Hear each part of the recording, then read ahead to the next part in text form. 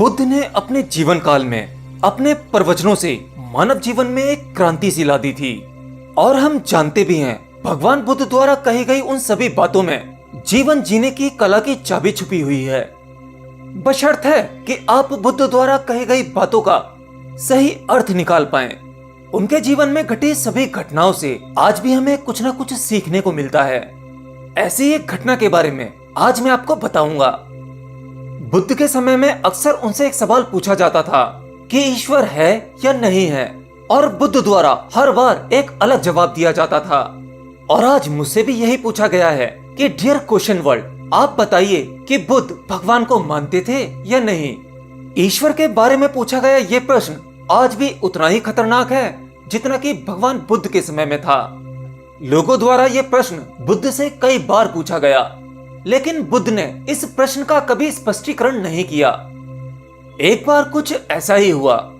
एक जिज्ञासु बुद्ध के प्रवचनों को लगातार सुन रहा था और वो जिज्ञासु उनकी बातों से सहमत भी था। वो मानता था कि बुद्ध ज्ञानी पुरुष हैं। तो एक बार बुद्ध ध्यान में बैठे हुए थे और वह व्यक्ति बुद्ध के पास गया और पूछा कि हे बुद्ध, कृपया करके आप मुझे यह बताएं कि ईश्वर है या नहीं। इसके साथ ही मैं आपसे अनुरोध करता हूँ कि मेरे इस प्रश्न का बिल्कुल सीधे सीधे जवाब दें, क्योंकि बुद्ध के बारे में ये बहुत ही प्रचलित है कि बुद्ध किसी भी सवाल का जवाब सीधे सीधे नहीं देते थे। उनके जवाब रहस्यों से भरे होते थे। तो जिज्ञासु ने पूछा कि मुझे ईश्वर के बारे में आपसे सुनना है, ईश्वर है या नहीं। बुद्ध ने उस व्यक्ति को सुना और मुस्कुराए और फिर उस जिज्ञासु से कहा, चलो ठीक है, मैं जवाब दूंगा, लेकिन उससे पहले कुछ प्रश्नों का उत्तर मैं आपसे चाहता हूँ। पहले उन प्रश्नों का जवाब आप मुझे दे दो। उस जिज्ञासु ने कहा, हाँ बिल्कुल, आप मुझसे सवाल पूछिए। तो बुद्ध ने पहला प्रश्न यह पूछा कि क्या तुम सूर्य को मानते हो। अब उस जिज्ञासु ने बुद्ध की तरफ बड़े ही अजीब तरीके से देखा और कहा कि हे बुद्ध, ये किस प्रकार का प्रश्न है? क्या मैं कोई बालक हूँ जो ये बालक से पूछे जाने वाला प्रश्न आप मुझसे कर रहे हैं? सूर्य तो साक्षात प्रकट होता है, पूरी पृथ्वी को रोशनी देता है, पेड़ पौधे कीट पतंगे पशु पक्षी जानवर और हम मनुष्य इन सबको ऊर्जा देता है। सूर्य तो साक्षात है। तब बुद्ध ने पूछा कि ईश्वर को मानने का प्रश्न क्यों आया, क्योंकि जिस प्रकार सूर्य साक्षात है तब उसे मानने का कोई प्रश्न नहीं उठता। तब ईश्वर के एवज में यह प्रश्न क्यों उठा? ईश्वर को मानने की क्या आवश्यकता है? इसका अर्थ तो यह हुआ कि आपके मन में ईश्वर को लेकर कहीं ना कहीं संदेह है, क्योंकि ईश्वर सूर्य की तरह प्रत्यक्ष नहीं है।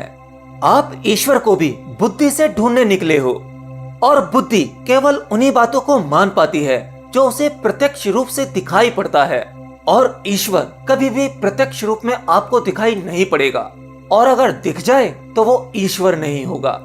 बुद्ध ने ये भी कहा कि जो तुम ईश्वर को मानते हो या नहीं मानते, असल में ये प्रश्न ही गलत है, और गलत प्रश्न का भला सही उत्तर कैसे दिया जा सकता है। इसीलिए इस गलत प्रश्न के पूछे जाने पर और किसी के द्वारा उत्तर दिए जाने पर अगर उत्तर दिया जा सकता है तो वो उत्तर भी इस प्रश्न की तरह गलत होगा।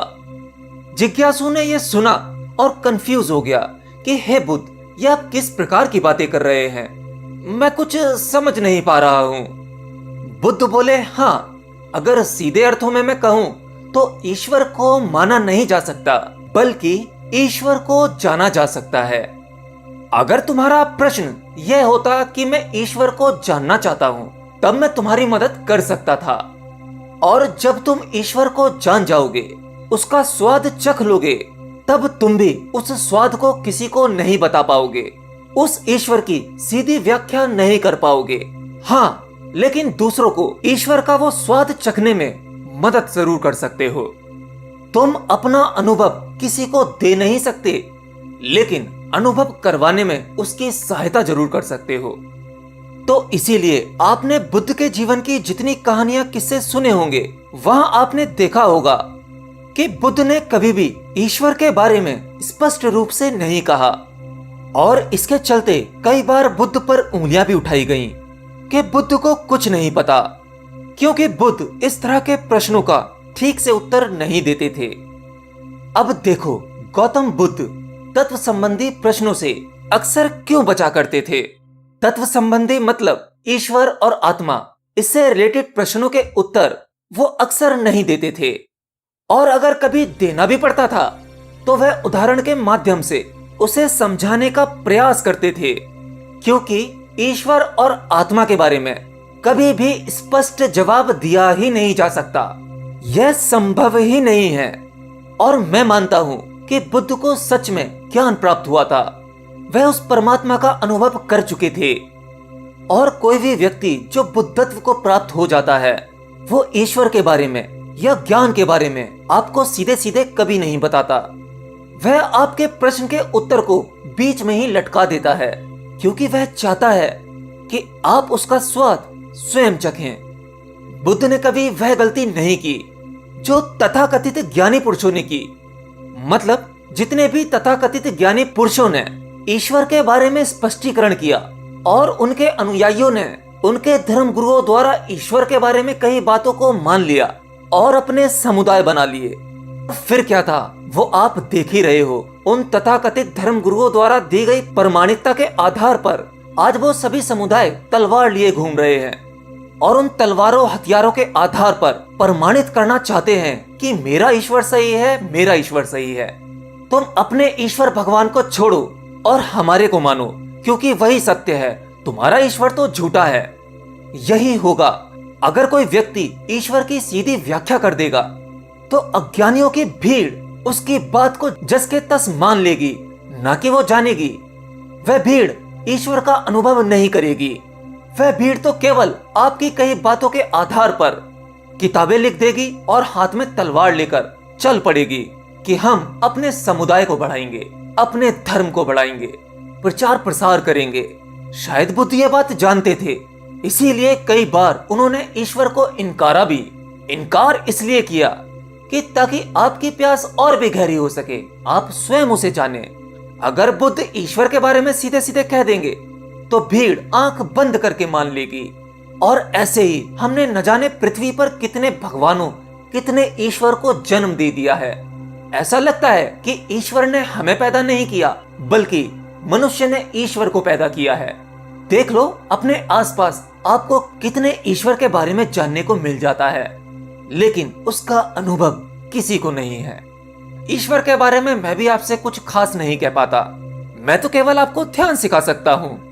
आप ध्यान करो, उसमें गहरा उतरो। जैसे जैसे ध्यान गहरा होगा, वैसे वैसे आपके सभी प्रश्नों की हत्या होती चली जाएगी और आप उसे जानने के करीब पहुंचते चले जाओगे। फिर आपको किसी झूठे ईश्वर को मानने की आवश्यकता नहीं होगी, बल्कि आप स्वयं उसे जान पाओगे। अपनी स्वयं की आत्मा तक पहुंचने का द्वार आपके उस ईश्वर का द्वार है। एनीवे, आज के लिए इतना ही।